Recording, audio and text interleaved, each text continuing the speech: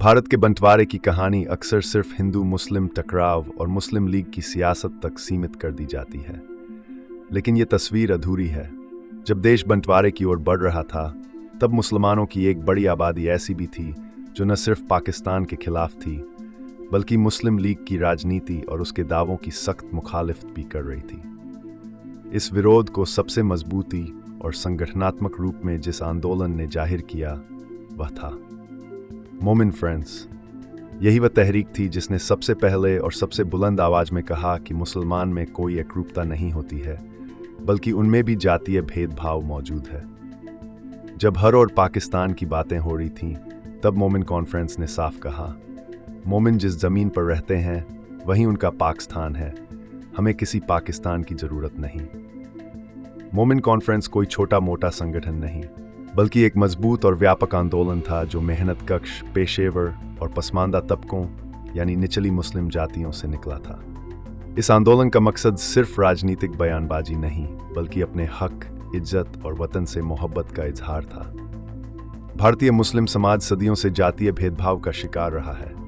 एक और अशराफ यानी सैयद, शेख, पठान, मुगल खुद को ऊंची नस्ल मानते थे और तालीम, नौकरियों और सत्ता पर उनका कब्जा था। दूसरी ओर बड़ी तादाद में वे तबके थे जो जुलाहा, सलमानी, कसाई, दर्जी, कुंजर, मोची, नाई, लोहार जैसे पेशों से जुड़े थे और जिन्हें नीचा समझा जाता था। इन्हीं पसमानदा तबकों ने अपने लिए एक अलग रास्ता चुना और मोमिन कॉन्फ्रेंस की बुनियाद रखी।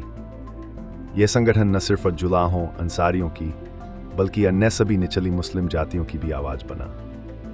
इसकी नींव 1926 में कोलकाता में रखी गई थी, लेकिन इसके बीज 1914 में फलाहुल मोमिनीन और 1923 में जमात उल मोमिनीन जैसी कोशिशों से पहले ही बो दिए गए थे। इस तहरीक ने 3 बातें साफ कर दी।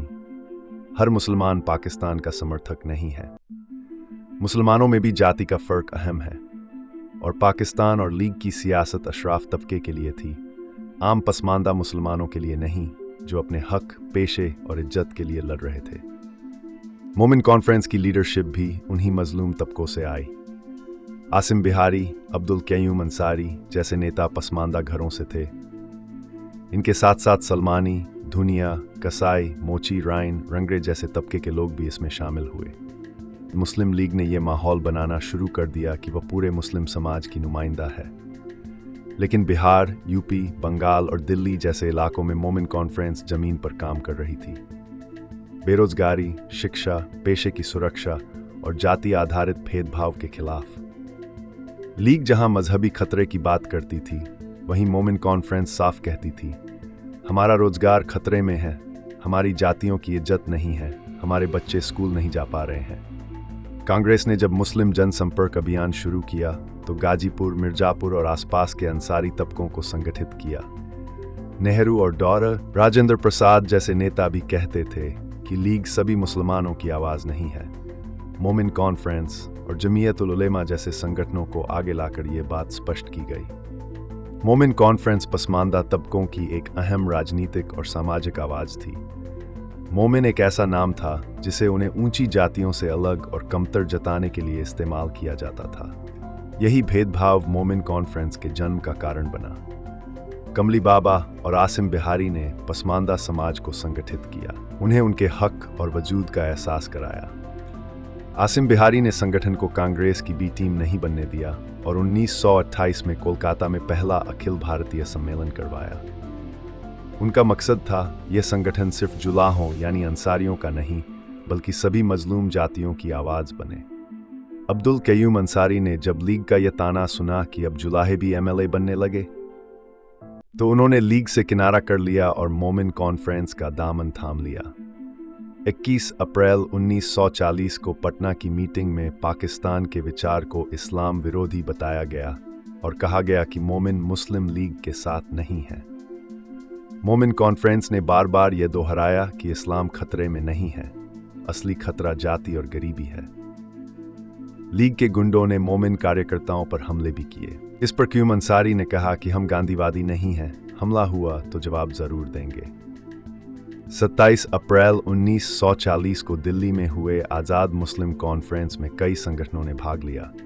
मजलिस-ए-अहरार, खुदाई खिदमतगार, जमीयत अहले हदीस आदि।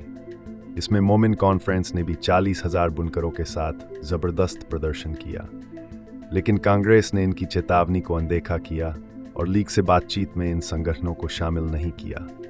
यही चूक बंटवारे की जमीन बन गई। इस कॉन्फ्रेंस के अध्यक्ष अल्लाह बख्श सुमरो ने कहा, धर्म चाहे अलग हो, वतन एक है। 9 करोड़ मुसलमान भारत के बेटे हैं और उन्हें कोई इस जमीन से जुदा नहीं कर सकता। लेकिन जिन्होंने पाकिस्तान का विरोध किया उन्हें इतिहास ने भुला दिया, क्योंकि अंग्रेजों को सिर्फ कांग्रेस और लीग से मतलब था। 1936 से 1946 के बीच मोमिन कॉन्फ्रेंस ने मुस्लिम समाज में एक नई सोच पैदा की।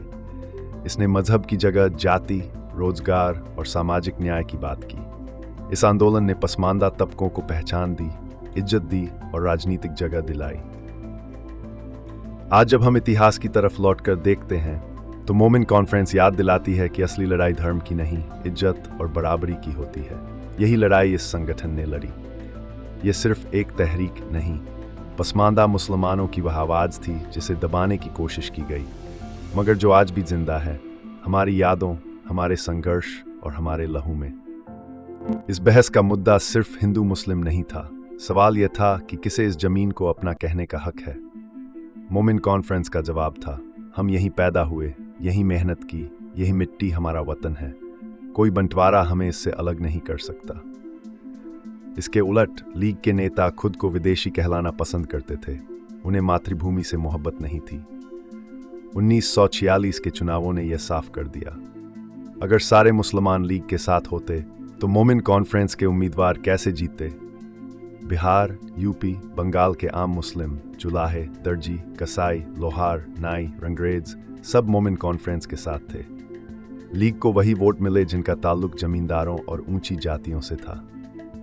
इन चुनावों में सिर्फ 13% लोगों को वोट देने का हक था। 1 रुपया टैक्स देने वाला ही वोटर बन सकता था। अगर सभी पसमानदा मुसलमानों को वोट का अधिकार मिला होता तो शायद बंटवारा टल सकता था। मोमिन कॉन्फ्रेंस ने मुसलमान की परिभाषा को चुनौती दी। इसने मोमिन बनाम मुस्लिम की बहस छेड़ी। इसने कहा कि इस्लाम के नाम पर जातिवादी हुकूमत कबूल नहीं। हमारी असली पहचान हमारी जात, पेशा और मेहनत है। पाकिस्तान की मांग मुस्लिम अशराफ कर रहे थे। असल में पाकिस्तान की मांग धर्म से ज्यादा जातिवादी मांग थी, क्योंकि मुस्लिम लीग के अशराफ मुसलमानों को पता था कि भारतीय लोकतंत्र में उनके विशेषाधिकार खतरे में आ सकते हैं। पाकिस्तान की मांग पसमानदा जातियों के खिलाफ थी जो सदियों से शोषित थी। आज जब पसमानदा आंदोलन को हम समझते हैं तो जानना जरूरी है कि इसकी जड़ें मोमिन कॉन्फ्रेंस में हैं। उस आंदोलन के पास एक मुकम्मल सियासी एजेंडा था, जातीय बराबरी, संसाधनों की न्यायपूर्ण तकसीम और लोकतांत्रिक भागीदारी। उन्होंने कहा, मजहब हमारे लिए अहम है, मगर उससे ज्यादा अहम हमारी इज्जत, हमारी रोजी और हमारा वतन है। अगर आज भारत एक सेकुलर देश है तो उसमें मोमिन कॉन्फ्रेंस की भी एक मजबूत दीवार जैसी भूमिका है, जिसे सियासत ने भुला दिया। इसलिए आज इसे फिर से याद करने की जरूरत है।